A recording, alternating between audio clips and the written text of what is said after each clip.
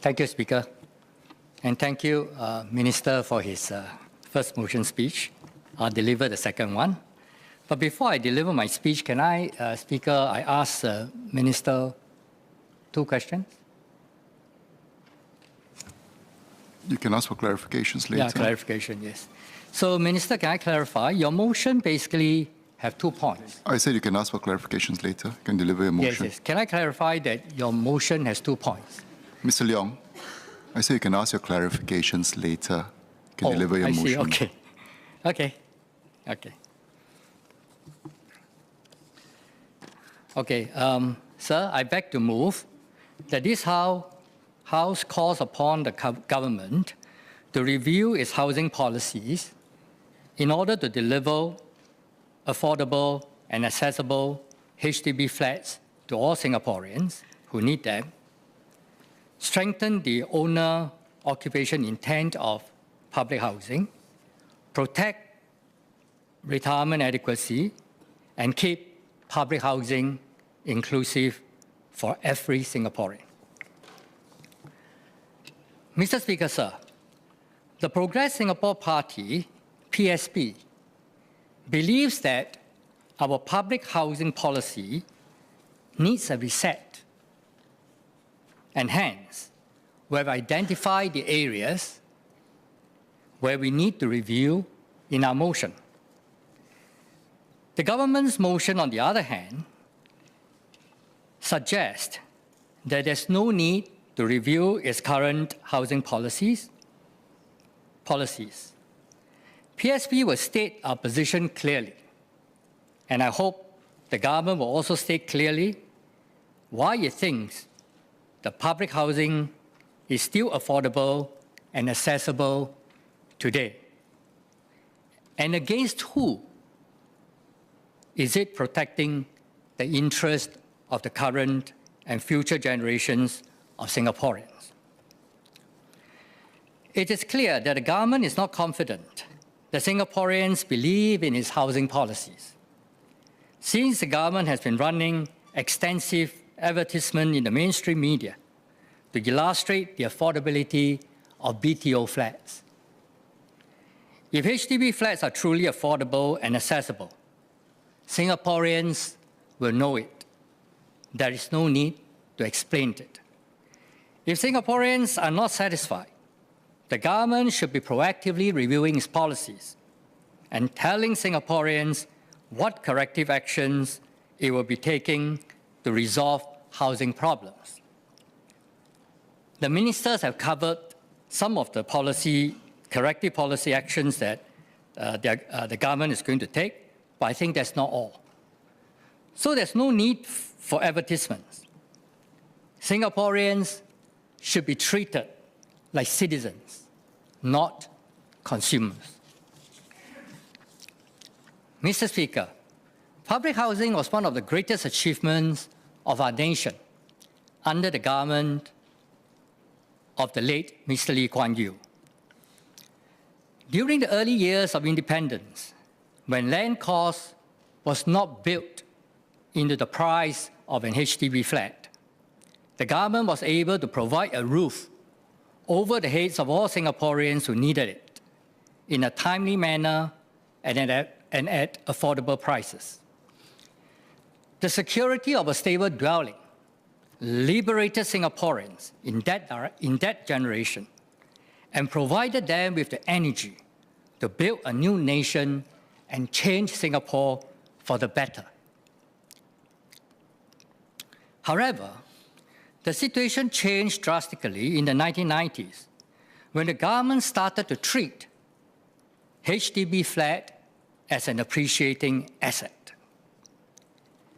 In 1995, then Prime Minister Goh Chok Tong told Singaporeans that we were embarking on, quote, a new phase where the government increases your asset value through the asset enhancement program, unquote.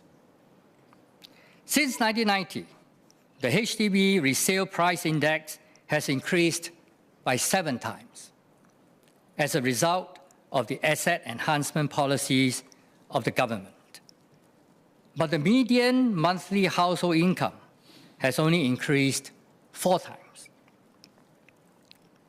As a result, the heavy burden of home ownership today robs young Singaporeans of the financial security they need to be enterprising risk-takers and build Singapore into a competitive information economy.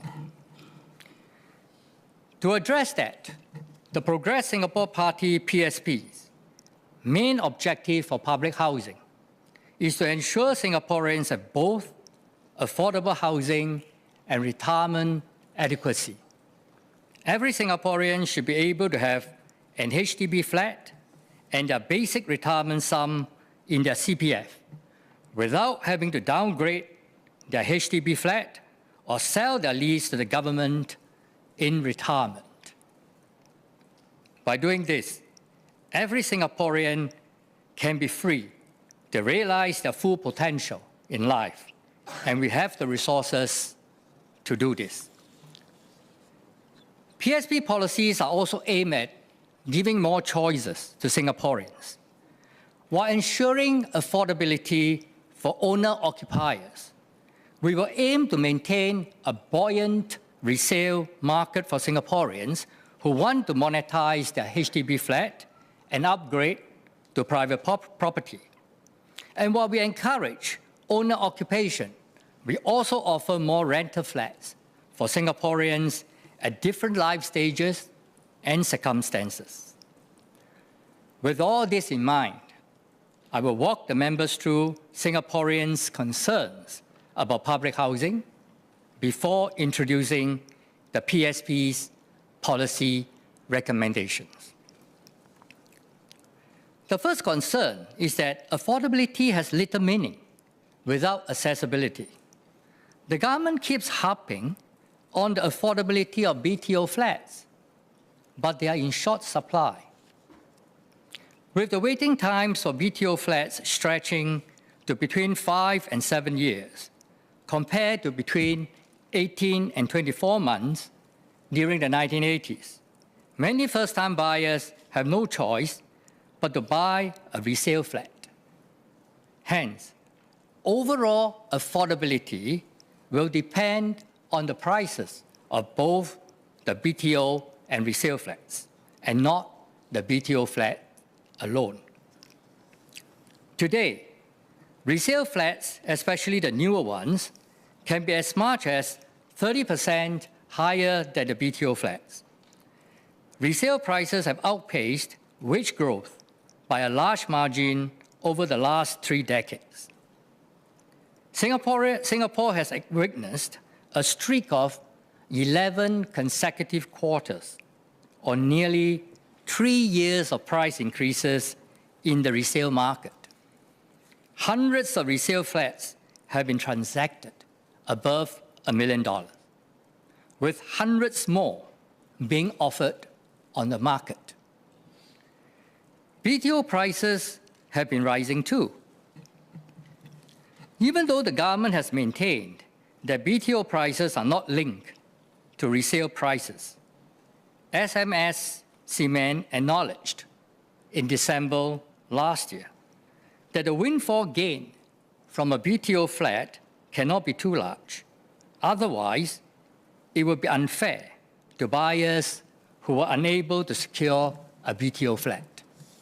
Indirectly, I take this to mean that while the government can temporarily slow down the increase in BTO prices when resale prices are surging like today, BTO prices must eventually keep up with the rise in resale prices over the long term. Not surprisingly, many in the property market are predicting that the $1 million BTO flat will appear soon. The second concern is even BTO prices deplete Singaporeans' CPF balances. The government says BTO is affordable because most home buyers need not pay cash to service their monthly mortgages, which can be covered by their CPF savings. However, this comes at the cost of depleting their CPF savings. This is backed by the latest data released by the government in January in response to Associate Professor James Lim's question, which shows for those at the bottom 40% income bracket, the median percentage of monthly CPF contributions used to service housing loans is more than 70%. For the bottom 20% income bracket, it is more than 99%. With your permission, Mr. Speaker, may I ask the clerks to distribute a table to show the purchase of a BTO flat can deplete the buyer's CPF account over 25 years. Ms. Caron.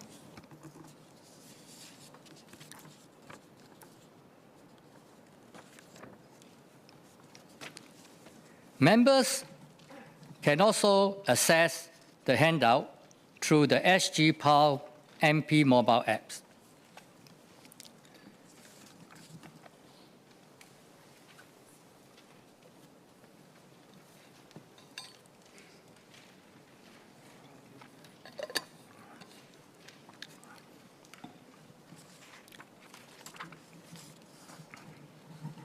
Okay, sorry, just this small piece of table. The data in the table is based on an HDB's advertisement in the Straits Times on January 15 to show BTO flats are still affordable. However, the advertisement does not show the total cost of home ownership, which is shown in my table. If you look at the second last row, the number, total cost of home ownership, $592,000. Okay. A new 4-room BTO flat at Teng Ah, which initially cost $350,000, will actually cost the buyer $592,000 in CPF savings after 25 years of principal repayment and financing cost. This is the total cost of home ownership to the buyer, and it is 70% higher than the purchase price. The drain on CPF savings will be even larger for those who purchase resale flats, and also for future generations, as BTO prices continue to follow the rise in resale prices. Affordability is not about whether the housing loan can be serviced on a month-to-month basis by CPF savings or not, but by looking at the effect of the total cost of home ownership on the CPF retirement account. Currently, high HDB prices caused by rising land cost are raiding the CPF savings of Singaporeans, while HDB pays $3 billion to $4 billion in land cost into the past reserves each year. The third concern is lease decay, which has started to threaten the retirement adequacy of Singaporeans. Even older Singaporeans who have bought their HDB flats at lower prices are exposed to the problems of the current public housing policies, and their problem is lease decay. We did not need to worry about lease decay in the past, when all flats were young, and the government did not mention it until in 2017. However, by 2030, almost half of the HDB flats will be more than 50 years old, and the prices of these HDB flats are expected to decline sharply, according to empirical valuation models. In our local context, limitations on loans and CPF usage will start to affect the prices of flats more than 40 years old, which coincides with the time when retirees want to monetize their flats. The government has promoted the HDB flat as a store of value for retirement, and has previously tried to reassure Singaporeans over the lease decay problem with policies such as the Voluntary Early Redevelopment Scheme, VERS. However, as I've said during my adjournment motion last month, the Ang Mo Kio SIRS incident has shown that if the government uses the same compensation formula as SIRS for the older flats in VERS, flat owners will have to put up a significant cash outlay to buy a replacement flat, which they can hardly afford. It appears that VERS is not a credible solution for the lease decay issue unless the government provides further details to prove otherwise. Without the information, Singaporeans will continue to form ungrounded expectations over VERS, and this will disadvantage Singaporeans, especially the lower income segments, who most need to monetize their flats to supplement their retirement income.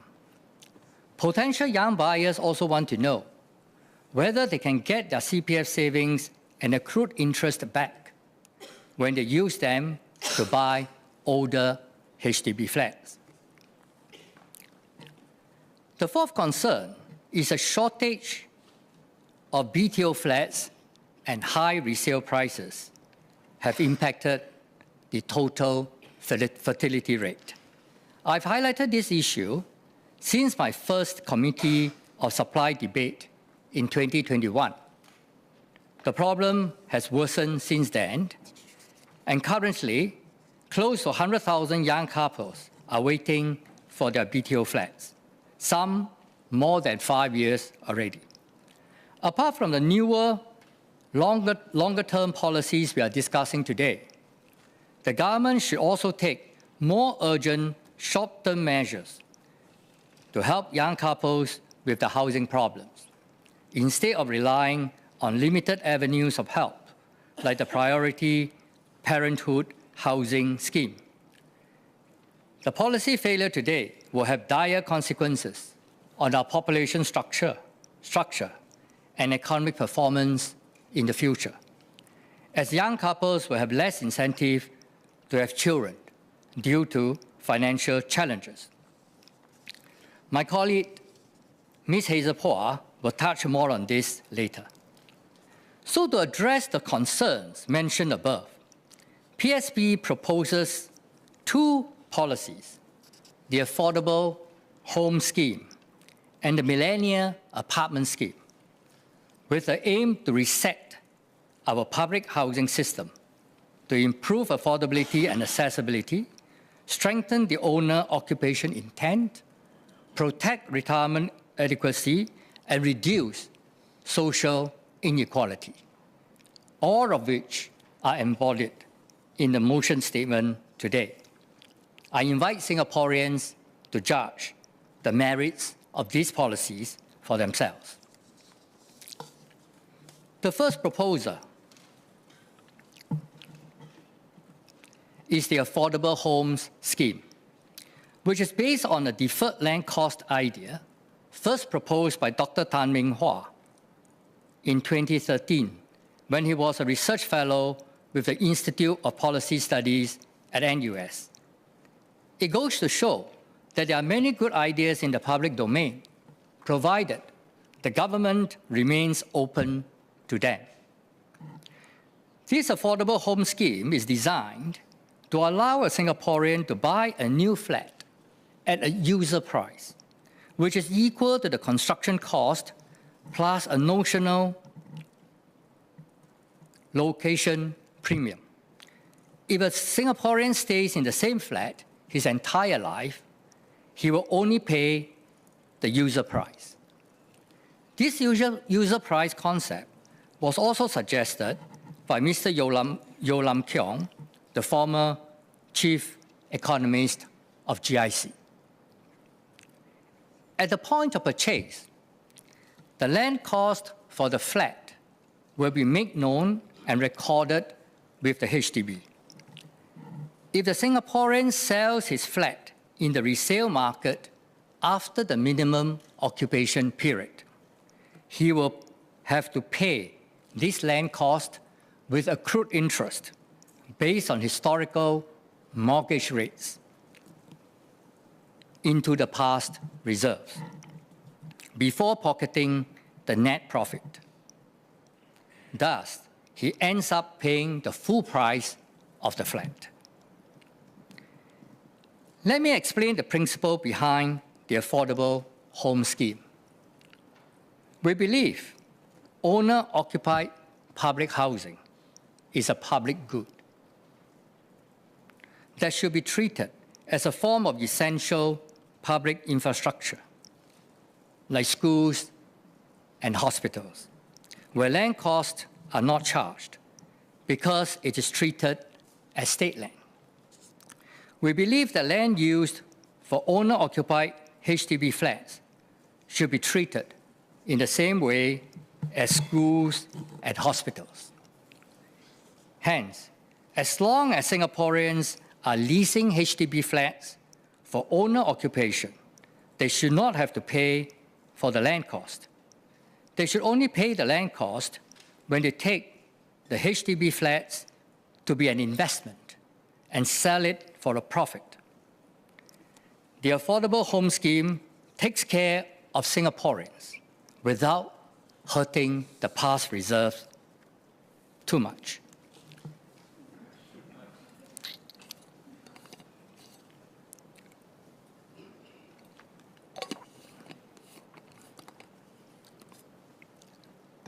In the same example of the Tengah BTO flats, whereas the full price is $350,000, the Singaporean buyer will only pay the user price of about $140,000 at the time of the purchase under the Affordable Home Scheme.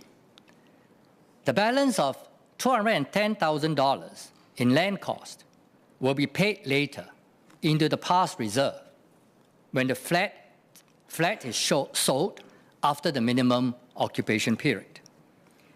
At the lower user price, the buyer will have about $323,000 more in his CPF account after servicing the housing loan compared to the current BTO pricing system. The buyer will have enough CPF savings to satisfy his basic retirement sum. So under the Affordable Home Scheme, HDB will return to its primary objective of providing affordable homes for Singaporeans, while CPF will return to its primary objective of providing savings for retirement. One policy, one objective. Singaporeans will no longer have to depend on rising property prices to provide for their retirement. Every Singaporean will have basic retirement sum without having to sell their flat or pledge it to the government. It is also a more equitable way of allocating HDB flats. By lowering the prices of new flats, lower-income Singaporeans will be able to afford flats in better locations. Flats in prime locations will not become enclaves for the upper middle-income class only. Despite all the above-mentioned advantages, the Affordable Home Scheme will not have a major impact on the nation's fiscal position and reserve accumulation. Currently, about 2/3 of HDB flats are resold after the minimum occupation period. Even if this proportion drops with the introduction of the Affordable Home Scheme, due to the strengthening of the owner-occupation intent, the government will still be able to recover a substantial part of the deferred land cost. Anyway, it is narrow-minded to see the cost of this scheme as a rate on the reserves, because affordable housing is an investment in our people for the benefit of the current as well as future generations. And we believe that the interests of current and future generations are not mutually exclusive. If the current generation needs the resources badly, there should be no question of that compromising the interest of the future generations. The best inheritance that we can pass on to our future generation is a current generation that has done well. The Affordable Home Scheme is aimed at moderating the resale prices, but we are not expecting a precipitous fall in the resale prices because of several reasons. Firstly, the backlog of housing demand will continue to persist and provide support for the resale market in the next few years. Second, the market may look forward further into the horizon and realize that the supply of resale flats will be lower in the future as the owner-occupation intent strengthens. Thirdly, new sellers will not sell their flats unless the price is high enough for them to earn a profit after paying off the deferred land cost. This will reduce the available supply of resale flats and support resale prices in the long term. Finally, if the government provides more certainty on the future of existing HDB flats, by releasing more details on VERS, this will further support resale prices and help the market transition to the Affordable Home Scheme. This is a good opportunity to resolve both the affordability and lease decay problems at the same time.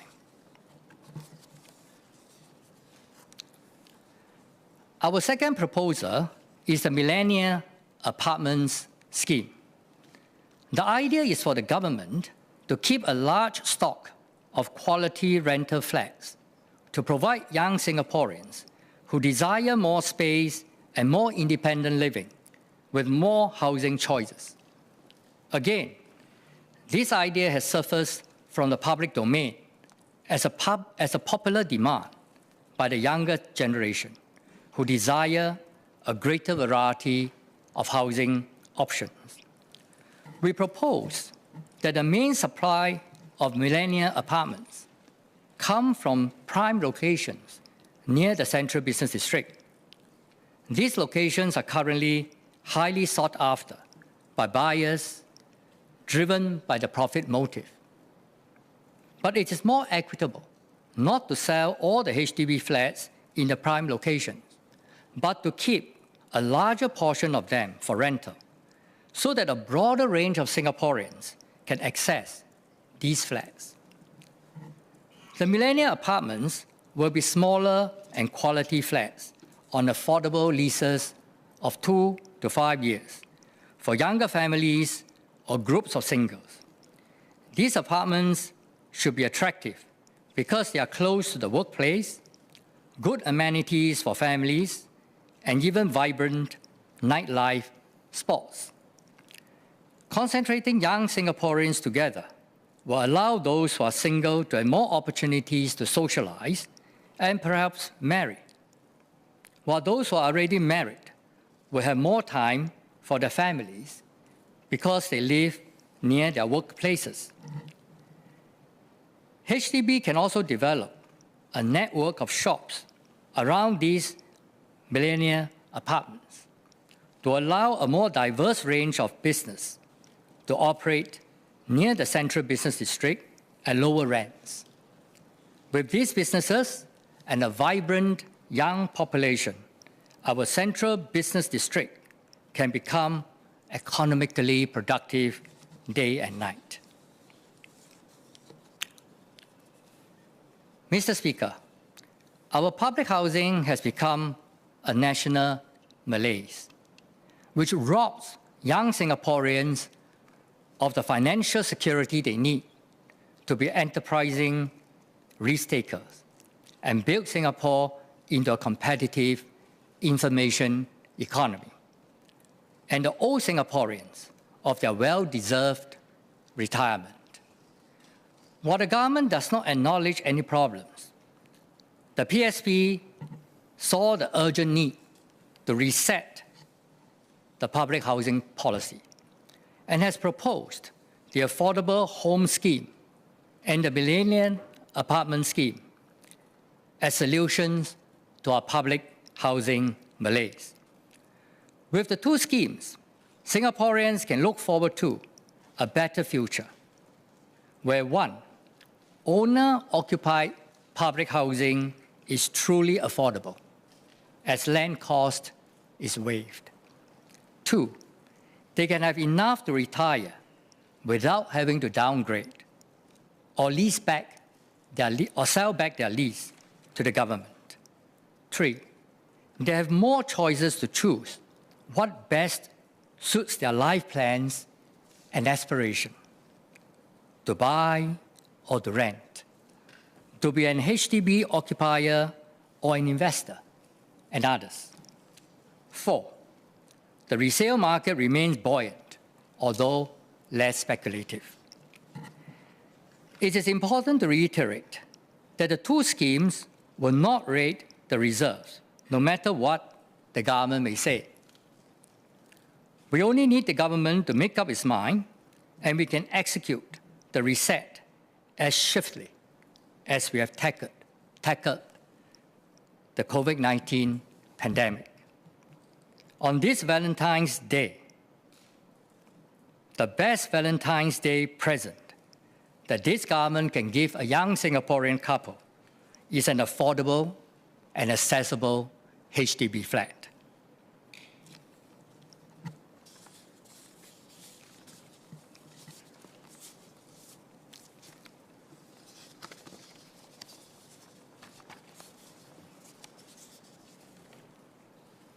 Sir, I beg to move the motion. Thank you.